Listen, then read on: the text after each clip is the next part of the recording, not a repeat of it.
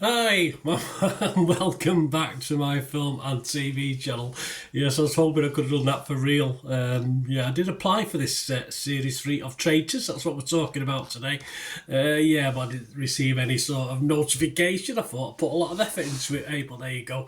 Can't win them all, can we? So I'm going to have to watch it and comment on it. And this is what it's all about. I just quickly put a little thing together. I did it last season. I do it for The Apprentice. Just a sort of live my thoughts on it, and of course we've all got our own opinions, haven't we? So I'll try and add a bit of fun to it, and of course I always welcome your opinions on the Traitors as well. This season 3, it'd be great to have your views and thoughts as well on what I've got to say. As I say, I would have loved to have been a traitor if I actually got onto the programme, but anyway, it doesn't matter. Let's talk about Traitors Series 3. We've got 12 episodes to get through. I've managed to watch the first one. I watched them both on BBC iPlayer, but apparently I don't know if they're going to do this. Of course, it was on Wednesday the 1st of January, and it's due to air Thursday the 2nd of January. Of course, that episode 2 was on iPlayer, so whether they're going to put the iPlayer one on early, I'm not too sure whether that's going to be a regular thing. Anyway, it's going to be for the next 4 weeks, Wednesday, Thursday and Friday. There are spoilers, guys, so if you've not watched it, I will finish episode 1 and then lead into episode 2. If you've watched episode 1, I'll tell you when I'm getting on to episode 2 anyway. But what I'll do, I'm going to tell you my thoughts, not in hindsight, as actually the programme unravelled. I'll give you my little views and thoughts and anything I noticed as and when. Of course, we did try, we did start with a lot more contestants. I thought 25 contestants, how are they going to make it work with that sort of number? But it's a lot of people to get to know, a lot of people to get your teeth into. But soon, very, very soon, we were whittled down to 22, weren't we? And within those early knock-ins, the only person when they met up on the train and at the station, etc., to annoy me was Yin.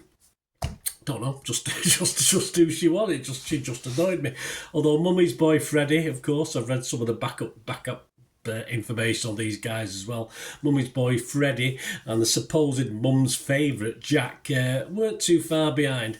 And Alex, only because I don't like his earrings. I'm not into them big massive earrings that these lads have. I mean, what does he think he's going to look like when he gets into his 60s and 70s?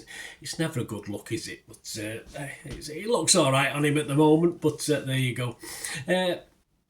Interestingly enough, of course, the first 3 had to go. They had to jump or dive out of the carriages, didn't they? Fozia gave up her new veneers. She watched some new veneers for she'd give those up for the good of the team. Well done, all pretty much appreciated. And as I stated, I didn't like Jack, and that bum fluff on his lip as well annoyed me. But I think he left because he thought there might be a twist. He might be still in the game, and I don't think he would have particularly gone otherwise. He could still come back into it. I don't know. I mean, we're up to episode 2. There might be a twist. He might get added back in, or people might be able to vote for someone to come back in or something like that. I don't know. You know, with Traitors, always got little twists and turns in it, but we'll see anyway. And of course, I liked Alexander initially. Full credit, a diplomat but you could tell just by watching him. Of course, he fell on his own sword, which all credit to him. So we're down to 22. And it was quite funny with Alexander because I think Amani, my first impression of her was she almost manhandled poor Alexander off the train. So she was immediately on my sort of dislike list as a sort of selfish young lady, unfortunately. Into the castle, yes, Yin continues to rouse my raised eyebrows with some of her comments. How long till Linda or Ellen sings? You have opera in them. Linda's an ex-opera singer and Ellen is an opera singer. Fortunately or unfortunately, neither burst into songs during episode 1 or 2. Charlotte isn't Welsh, but she's putting on a Welsh accent. I have no idea. Apparently people trust a Welsh accent, apparently. So there you go, but I just think it's a silly thing to do. I mean, you're living a lie that doesn't accomplish anything. I don't understand why Charlotte wants to do that. And of course, Amani, after stabbing Alexander in the back, has her sister lined up next. That was quite nice of her, isn't it? So we get to the choice of the traitors.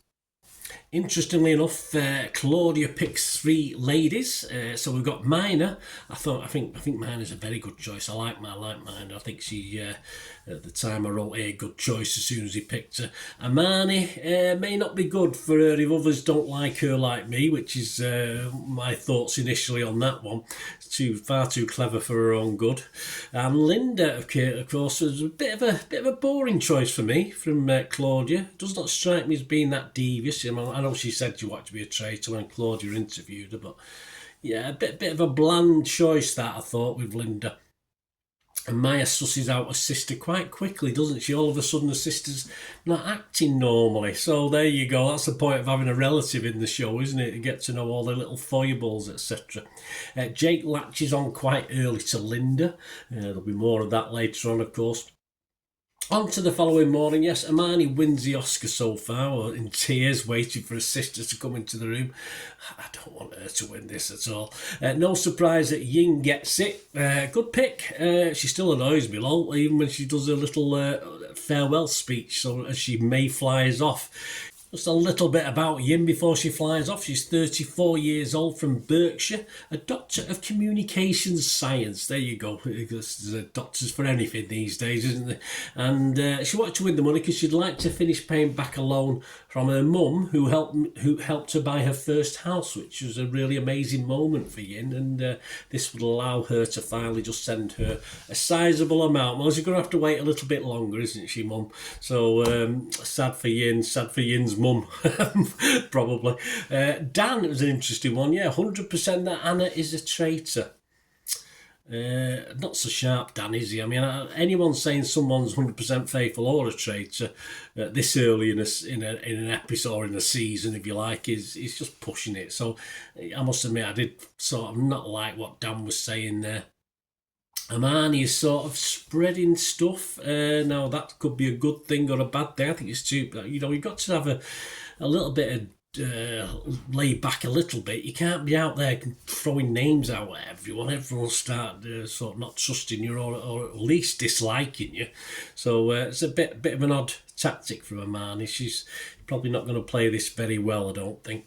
At the banishment, lots of names, which is good, but Linda and Nathan at the time seemed in trouble. And that's when we got to the end of episode 1. So if you've not watched episode 2, and we'll get on to episode 2 now. And of course, Linda escapes, but we say bye-bye to Nathan. Nathan was 39 years old from London, a property consultant, and he had expressed a desire, if he won the money, to treat his wife, because she's been pushing me to do this. She might just push you back out of the door now, mate, when you get back after that failure. After banishment, Mina is playing the traitor game and sticking up for her sisters. I think she's doing well for now. Not so much me, Amani, of course, who still just cares about herself, really. She doesn't give a toss about the other two, I don't think. Banishment, Keith, Leanne and Freddie get into trouble. I wouldn't mind Mummy's boy Freddie going, of course, on that one. But then we get to breakfast time, episode 2. But it's Keith. Didn't like him, didn't dislike him. But Freddie and Leanne survive, of course, this one. So poor Keith, 65 years old, the oldest guy in it. Of course, he's beaten by one of the ladies. But my age, he probably kept me out of it, actually. He probably kept me out of this series. So it's his own fault, isn't it? Yeah. So 65-year-old Keith from Bournemouth, a window cleaner by profession. He did hope to use the winning money to pay off his mortgage, take his wife on holiday and buy a new car. There you go. It's back to shinning up them ladders, up and down them ladders, and sticking with his reliant Robin, I think, for poor Keith. But never mind. Didn't get much of a chance, did he? Ellen is fast becoming the new Jan. Now, obviously, I do like Ellen, but she perhaps should have kept her gob shut a little bit. And she's making a few unsure about her. They had the mission, of course, the gunpowder plot, blow up the statue. And, of course, by actually blowing up the statue, there was no murders, which is a bit of a shame, certainly for the traitors trying to get rid of him. And they did have a red line in the barrel, and while they were filling it up, you could see that it was below the red line, but they never actually showed anything when it was nearing it, so you had to guess, and you have to assume they're not fibbing to us by saying there was enough in it to blow the statue up. But anyway, and then pre-banishment, because there's not going to be any murders. The ducks seem to be lining up for Hermione, seemingly, and Charlotte's still not trusted, but I'm hoping Hermione might get picked on. But at the round table, where they've collected 13,000 so far, Kaz is added to the ones in trouble very quickly. A very easy target, Kaz, I think. And yes, Ellen, who'd obviously upset a few people with a people watching, if you like. There's a sort of mini pile on her. She gets really, really upset. Cries, tears, everything, and that was Ellen. Yeah, never mind the blokes. And yeah, are there any heartless bastards around the table? Well, there probably are. Yeah, because we've got a few. We've got Freddie, no surprise. Alex, Mia, Jake, Anna, Leon, Linda. Horrible. Livy and Tyler all voted for her. So yes, poor Ellen was on her way. This lot are flipping useless, aren't they? Are bloody useless. So it was bye to Ellen, who was too emotional for this hard-faced rabble. A little bit about Ellen. She was 24 years old from Cardiff. Yes, an opera singer as well, so we didn't get to hear her sing, of course. And works professionally, or her main job is a translator. And they say the opera singing is just something she's training to be at the moment. A singer from Wales? Surely not. Ellen shared that if she won the prize, she would like to raise awareness for those with endometriosis and fund some treatment privately. There you go. So a very worthy cause. So a great shame that Ellen upset a few people by perhaps saying too much. A very worthy cause as well. So a bit disappointing for Ellen, a bit disappointing for me. Such a shame. Of course, as the programme ended, Alex is on to Hermione. There's a good sign. Good lad. I'll forgive you that silly earring if you get the others to believe you as well and get Hermione out. Linda is again being considered after a reasonably quiet day for her. The sort of target was taken off her back a little bit. And then, of course, in the tower where the traitors meet just to chat and lick the wounds because there's no murders, Hermione reads a riot act to the other two. She's so full of herself and telling them to be a bit more out there. That is a bad sign, and Mina, for one, doesn't like it. So, yes, friction between the traitors is always a good sign that something's going to go down.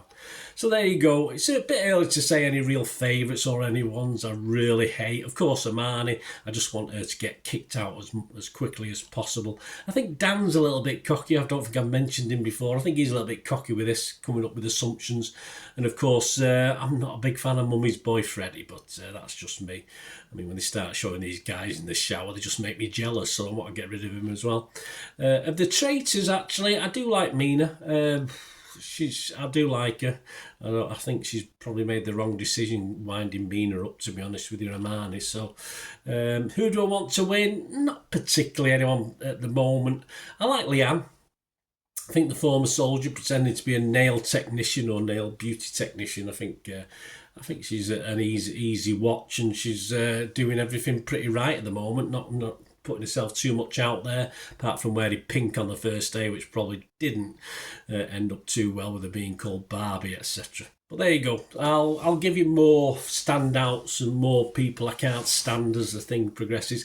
And more importantly, let me know what you think as well, guys. It'd be great to hear your opinions. I hope you enjoyed my opinions. I will be tuning into episode 3, whether it's on BBC iPlayer or I have to watch it live. I'm not too sure yet. I don't know how they're doing that. So I will be back after episode 3. So join me for that. I hope you enjoyed this. Please stay tuned for ways, if you do like what I try and do, supporting the channel, or ways of contacting me through my various socials. Right, a quick shout out before we go for my sponsors at the moment. P6505, they've got a little eBay shop. And they sell movie posters from the 1990s and 2000s. Some great films, some great actors. So please check the link in the comments section below and you'll go straight to the shop. I dispatch everything between 24 and 48 hours. So if you see anything there, you want to order it, you can also mention my name. I mean, they are sponsoring me, so I do my little deal as well. So you can get 10% off. If you buy anything, just mention me. So say Bernard sent you, and they'll give you a 10% reduction on your order price. My thanks to P6505. If you're interested in sponsoring the channel yourselves, guys, supporting the channel by sponsorship, just let me know. My socials are on screen there, so just contact me about that. and we can have a chat. Other ways to help me out, guys, if you watch the ads, if the ads on this, YouTube ads, that helps in a very little way, but it all helps. It all, watch the pennies and pounds look after themselves, they say, don't they? Or the pennies or the 10p's look after themselves. But if you watch the ads or follow the links on the ads as well, that's always a nice way to support the channel. If you sort of hang on for it, I've done that. I watched other people's and followed the ads, just something I fancied, which does happen from time to time. Of course, you can support me by pushing that subscribe button as mentioned earlier, and that's of course pressing the button so you know when these vlogs are coming out. And of course, I'm always interested in your opinions, and of course, if you can give us a like, that'd be wonderful as well. So thanks for watching, guys. Hopefully I'll join you very, very soon with something else. Until we meet again, I'll never ask one thing, don't I? Please stay safe, everyone. Bye for now.